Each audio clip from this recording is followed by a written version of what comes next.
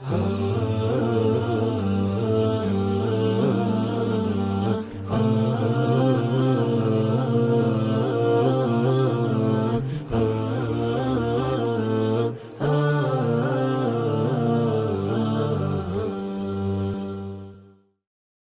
لله والصلاة والسلام على نبينا محمد وعلى آله وصحبه ومن تبعهم بإحسان إلى يوم الدين.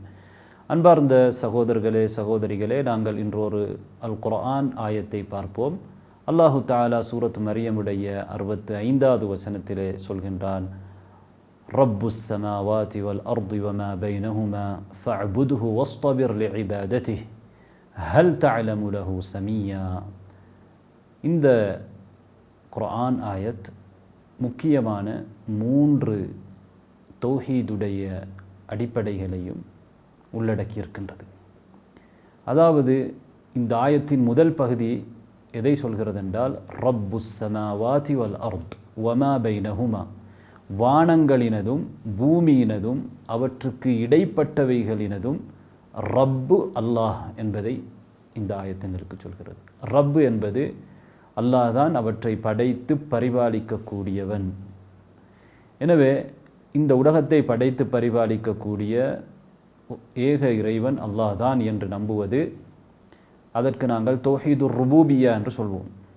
மக்காவில் இருந்த முஷ்ரிக்குகள் கூட அதை ஏற்றிருந்தார்கள், எங்களுக்கு தெரியும். எனவே இந்த ஆயத் முதலிலே தௌஹீதுர் ருபூபிய்யாவே சொல்கிறது. அடுத்த பகுதி என்ன சொல்கிறது? ஃபஅபுதுஹு, எனவே இந்த ரப்பை நீங்கள் அவனை நீர் வணங்குவீராக. வஸ்தபிர் லிஇபாததிஹி, அவனுடைய வணக்கத்திலே பொறுமையாக இருப்பீராக. தொடர்ந்தும் அவனை வணங்குவதிலே பொறுமையாக இருக்க வேண்டும் என்பதையும் இந்த ஆயத் சொல்கிறது. இந்த பகுதி என்ன சொல்கிறது என்றால், அல்லாஹ் மாத்திரம்தான் வணக்கத்திற்கு தகுதியானவன். அவன் எப்படி இந்த உலகத்தை படைத்து பரிபாலிக்கக்கூடிய ரப்பாக இருக்கிறானோ, வணங்க தகுதியான இலாஹ் அவன் மட்டும்தான் என்பதை இந்த பகுதி எங்களுக்கு எடுத்துச் சொல்கிறது. இது தௌஹீதுல் உலூஹியாவை எடுத்துச் சொல்கிறது. 3வது பகுதி அதே ஆயத்திலே கடைசி பகுதி என்ன சொல்கிறது என்றால், ஹல் தஅலமு லஹு சமியா, அவனுக்கு நிகரை ஒப்பை நீர் அறிவீரா. அதாவது அல்லாஹு தஆலா நிகரற்றவன், ஒப்பற்றவன் என்பதை அந்த இறுதி பகுதி சொல்கிறது. இது எதை குறிக்கிறது என்றால், அல்லாஹு தஆலாவுடைய தௌஹீதுல் அஸ்மாஇ வஸ்ஸிஃபாத் என்று நாங்கள் சொல்லக்கூடிய அல்லாஹுக்கு தனியான பெயர்களும் பண்புகளும் இருக்கின்றன. அவனுடைய பண்புகளிலே அல்லாஹு தஆலாவுக்கு ஒப்பான எவருமே கிடையாது என்று நாம் நம்புகிறோம்.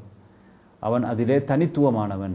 அல்லாஹு தஆலாவுடைய எந்த பண்பிலும் எந்த ஒரு படைப்பும் ஒப்பாக முடியாது.